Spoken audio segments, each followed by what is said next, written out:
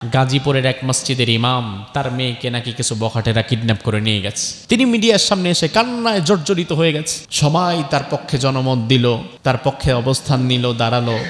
আবার আজকে নতুন খবর প্রকাশ পেল যেটা নাকি আগেই 2-3 বার প্রেম করে ভেগে চলে গেছে। প্রেম প্রীতির কিছু মামলা এখানে আছে। কে সত্য বলছে কে মিথ্যা বলছে এক আল্লাহ ছাড়া কেউ জানে না। এই যুগে আপনি কাকে বিশ্বাস করবেন? বারে বারে কনফিউশনে পড়ে যাবেন। ইমাম সাহেব বেচারা অপারগ, তার কারণ মেয়ে প্রাপ্তবয়স্কা হয়ে গেছে, বিয়ে দেয়া দরকার, কিন্তু বিয়ে দিতে গেলে আপনার রাষ্ট্রের আইন সেখানে বাধা হয়ে দাঁড়াচ্ছে যে 18 বছরের আগে বিয়ে দেওয়া যাবে না। সেখানে ইমাম সাহেবের মেয়ে পর্যন্ত প্রেম করে ভেগে চলে যাওয়া লাগে। কোন পর্যন্ত ফিতনা চলে গেছে যে ফিতনার মধ্যে গোটা জাতি আক্রান্ত হয়ে পড়ে আছে। আপনি বাবা, আপনার সন্তানকে নিয়ে আপনি চিন্তা করেন। বিগত দিনে যারা অতিবাহিত হয়ে গেছে, আমাদের মুরব্বী যারা বিদায় হয়ে গেছে, তাদের জন্য তো আমাদের দোয়া করা ছাড়া আর কিছুই করার নাই। কিন্তু আমাদের চিন্তার জায়গা হচ্ছে আমাদের পরবর্তী প্রজন্ম। আমাদের চিন্তার জায়গা হচ্ছে আমরা যারা মরে গেছে তারা না। আমাদের চিন্তার জায়গা হচ্ছে আমাদের নিজেদেরকে জাহান্নামের আগুন থেকে বাঁচাতে হবে, আমাদের পরবর্তী প্রজন্মকে জাহান্নামের আগুন থেকে বাঁচাতে হবে।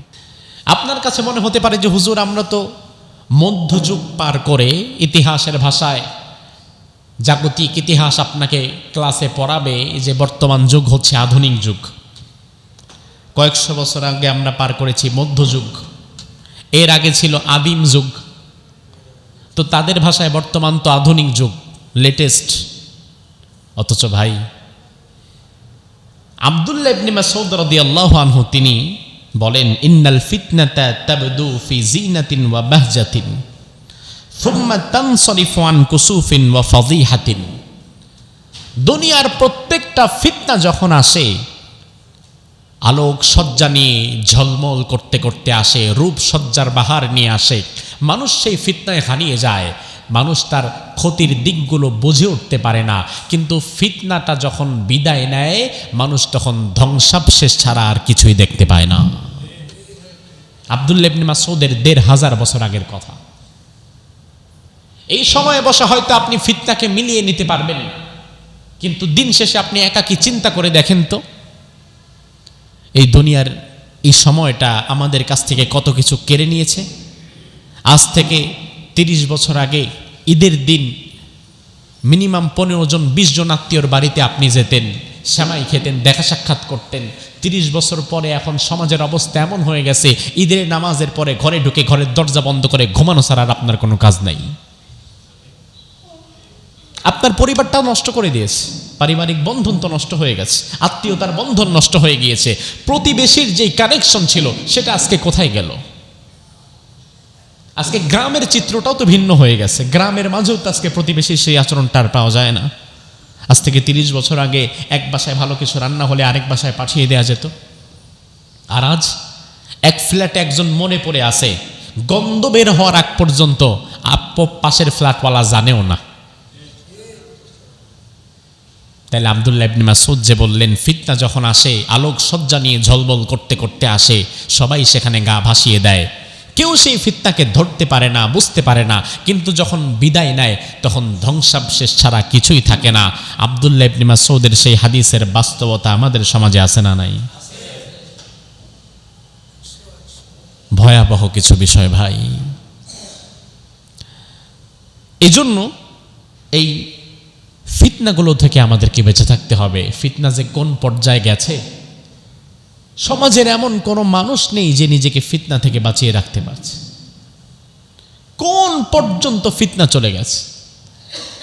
গাজীপুরের এক মসজিদের ইমাম তার মেয়েকে নাকি কিছু বখাটেরা কিডন্যাপ করে নিয়ে গেছে। তিনি মিডিয়ার সামনে এসে কান্নায় জর্জরিত হয়ে গেছে। সবাই তার পক্ষে জনমত দিল, তার পক্ষে অবস্থান নিল, দাঁড়ালো। আবার আজকে নতুন খবর প্রকাশ পেল যেটা নাকি আগেই 2-3 বার প্রেম করে ভেগে চলে গেছে। প্রেম প্রীতির কিছু মামলা এখানে আছে। কে সত্য বলছে কে মিথ্যা বলছে এক আল্লাহ ছাড়া কেউ জানে না। এই যুগে আপনি কাকে বিশ্বাস করবেন? বারে বারে কনফিউশনে পড়ে যাবেন। ইমাম সাহেব বেচারা অপারগ, তার কারণ মেয়ে প্রাপ্তবয়স্কা হয়ে গেছে, বিয়ে দেয়া দরকার, কিন্তু বিয়ে দিতে গেলে আপনার রাষ্ট্রের আইন সেখানে বাধা হয়ে দাঁড়াচ্ছে যে 18 বছরের আগে বিয়ে দেওয়া যাবে না। সেখানে ইমাম সাহেবের মেয়ে পর্যন্ত প্রেম করে ভেগে চলে যাওয়া লাগে। কোন পর্যন্ত ফিতনা চলে গেছে। যে ফিতনার মধ্যে গোটা জাতি আক্রান্ত হয়ে পড়ে আছে। আপনি বাবা, আপনার সন্তানকে নিয়ে আপনি চিন্তা করেন। বিগত দিনে যারা অতিবাহিত হয়ে গেছে, আমাদের মুরব্বী যারা বিদায় হয়ে গেছে, তাদের জন্য তো আমাদের দোয়া করা ছাড়া আর কিছুই করার নাই। কিন্তু আমাদের চিন্তার জায়গা হচ্ছে আমাদের পরবর্তী প্রজন্ম। আমাদের চিন্তার জায়গা হচ্ছে আমরা যারা মরে গেছে তারা না। আমাদের চিন্তার জায়গা হচ্ছে আমাদের নিজেদেরকে জাহান্নামের আগুন থেকে বাঁচাতে হবে, আমাদের পরবর্তী প্রজন্মকে জাহান্নামের আগুন থেকে বাঁচাতে হবে। এজন্য আমার ভাই, যে ভয়াবহ ফিতনার কথা রাসূল সাল্লাল্লাহু আলাইহি ওয়াসাল্লাম হাদিসের মধ্যে বলেছেন, এই ফিতনা থেকে আল্লাহ সুবহানাহু ওয়া তাআলা আমাদেরকে হেফাজত করুক। আমরা বলি আমিন। আজকে যেই ফিতনার কথা আমি বিশেষভাবে উল্লেখ করব, সেটি হচ্ছে দাজ্জালের ফিতনা। কিসের ফিতনা? দাজ্জালের ফিতনা। দাজ্জাল পৃথিবীর সবচেয়ে ভয়ঙ্কর সৃষ্টি। আল্লাহ তাআলার সৃষ্টির মাঝে এর চেয়ে ভয়ঙ্কর কোনো সৃষ্টি আল্লাহ সৃষ্টি করে নাই। রাসূল সাল্লাল্লাহু আলাইহি ওয়াসাল্লাম দাজ্জাল প্রসঙ্গে সাহাবায়ে কেরামকে খুব বেশি বেশি নসিহা করতেন, খুব বেশি বেশি তথ্য দিতেন, খুব বেশি বেশি দাজ্জাল সম্পর্কে সতর্ক করতেন। রাসূল সাল্লাল্লাহু আলাইহি ওয়াসাল্লাম হাদিসের মধ্যে বলেন, লা ইয়াখরুজুদ দাজ্জাল হাত্তা ইয়াদহালান নাসু আন যিকরিহি ওয়া হাত্তা তাতরুকাল আইম্মাহ যিকরাহু আলাল মানাবির। ততদিন পর্যন্ত দাজ্জাল পৃথিবীতে আগমন করবে না যতদিন না পর্যন্ত মানুষ দাজ্জালের কথা ভুলে যায়, দাজ্জালের কথার মুখে মুখে স্মরণ করে না, এবং মসজিদের মিম্বারগুলোতেও দাজ্জালকে নিয়ে আর আলোচনা পর্যালোচনা হয় না। অর্থাৎ দাজ্জাল এমন এক সময় পৃথিবীতে চলে আসবে যখন মানুষ দাজ্জালের কথা বেমালুম ভুলেই যাবে, যখন মসজিদের মিম্বারগুলোতেও দাজ্জালকে নিয়ে আর আলোচনা হবে না, মুসল্লিরাও দাজ্জাল সম্পর্কে জানবে না, দাজ্জালের শক্তি, দাজ্জালের ক্ষমতা, দাজ্জালের ফিতনা, দাজ্জাল কিভাবে একজন ইমানদারের ইমান নষ্ট করবে, এই বিষয়গুলো আমাদের পরিপূর্ণ জানা থাকা দরকার আছে না নাই? এই বিষয়গুলো রাসূল বারবার বলে গিয়েছেন। রাসূল সহিহ মুসলিমের 2946 নম্বর হাদিসের মধ্যে বলেন, মা বাইনা খালকি আদামা ইলা কিয়ামিস সাআতি আমরুন আকবারু মিনাদ দাজ্জাল।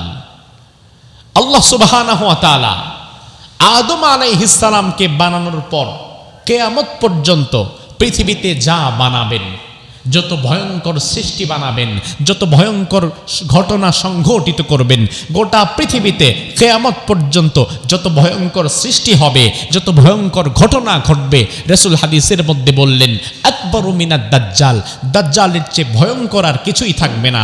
তার মানে গোটা পৃথিবীর সর্বোচ্চ ভয়ঙ্কর সৃষ্টি হচ্ছে দাজ্জাল।